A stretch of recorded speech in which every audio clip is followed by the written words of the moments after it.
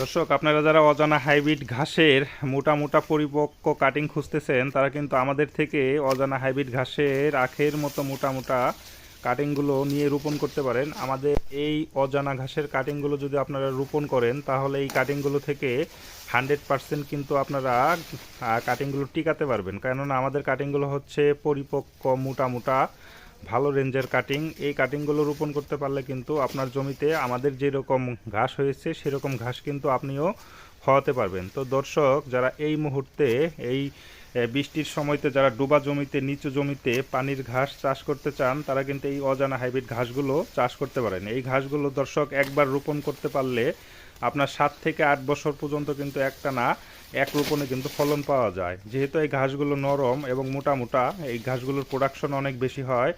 তাই হচ্ছে, যারা আপনারা নিচু জমিতে ঘাস চাষ করতে চান, তারা এই অজানা হাইব্রিড ঘাসগুলো নিয়ে চাষ করতে পারেন। ধন্যবাদ দর্শক।